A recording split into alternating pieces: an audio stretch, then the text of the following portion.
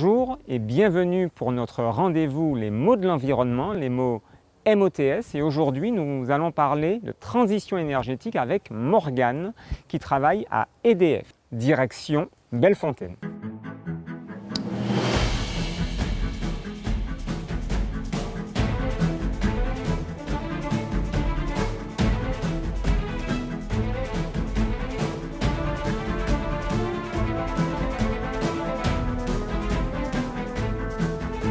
Bonjour Morgane, comment allez-vous? Bonjour Pascal, très bien, merci. Merci, écoutez, vous nous accueillez chez vous. Mais de rien, bienvenue au showroom de la transition énergétique qui est porté par le PTME sur l'ancienne centrale de Bellefontaine.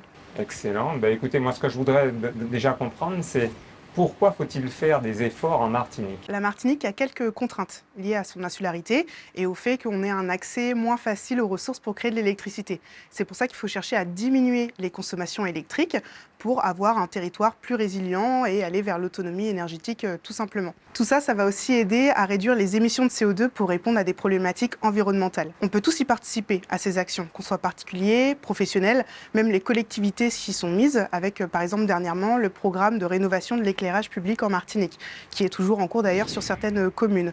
Et ça fait partie des piliers de la transition énergétique, à savoir la sobriété énergétique et l'efficacité énergétique. Donc sobriété énergétique, transition énergétique, tout ça c'est le même package que gère aujourd'hui EDF. C'est ça. Au sein de la transition énergétique, on va retrouver la sobriété énergétique et l'efficacité énergétique. Et EDF essaye de favoriser les actions en faveur de la diminution des consommations d'énergie en Martinique.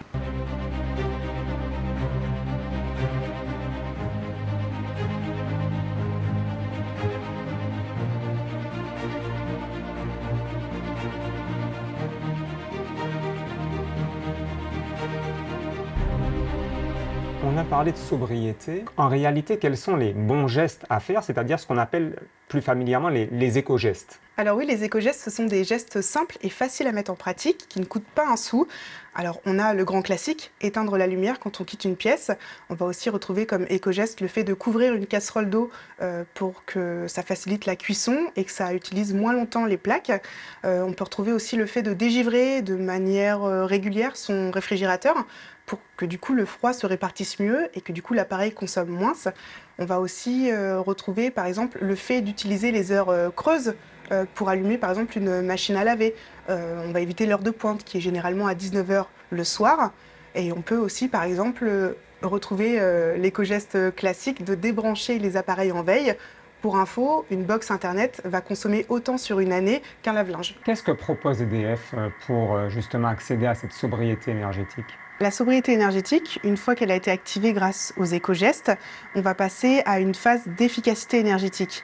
Et pour accompagner l'efficacité énergétique et ainsi réduire encore plus la consommation d'énergie, EDF met en place une sorte d'aide à l'investissement. Ce sont les fameuses primes EDF Agir Plus, où on va pouvoir aider la population à par exemple investir dans un nouveau climatiseur.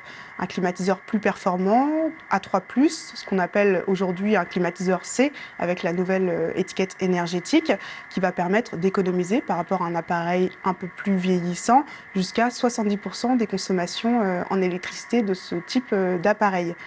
Au-delà du climatiseur, ce qui est mieux d'ailleurs, c'est d'investir dans un brasseur d'air. EDF accompagne également les particuliers, les professionnels pour l'acquisition d'un brasseur d'air performant et encore mieux l'isolation de l'habitat, l'isolation des murs, des combles et autres. Il y a beaucoup de produits actuellement sur le marché qui permettent de vraiment réduire la facture d'électricité et se passer même totalement d'un climatiseur. Morgane, de toute façon, merci de nous avoir accueillis dans ce showroom, mais moi j'ai une dernière question qui me taraude, c'est tout ça c'est bien beau, mais concrètement, comment le Martiniquais fait pour, premièrement, avoir accès à tout cela, et puis deuxièmement, est-ce que ça sert véritablement à la société?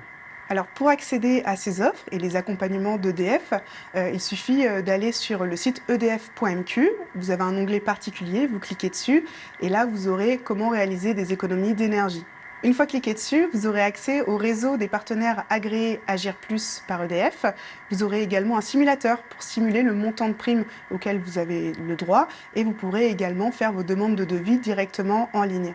À côté de ça, donc les offres, les aides à l'investissement proposées par EDF, vous avez également l'application EDF Dom et Corse qui, elle, va vous permettre de suivre votre consommation en énergie, en kilowattheures, en euros et par usage. Et également vous indiquer, une petite option supplémentaire, quelles sont les heures pleines et les heures creuses pour vous aider encore plus à mieux consommer. Et du coup, toutes ces actions mises bout à bout, que ce soit du côté de la sobriété énergétique avec les éco-gestes ou d'efficacité énergétique avec le renouvellement d'appareils performants par exemple, et ça a permis en 2023 d'économiser 66 gigawattheures d'électricité, soit 21 jours de consommation. C'est énorme. Autant? Ah ouais. Ouais, autant.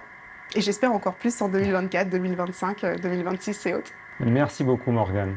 Mais de rien.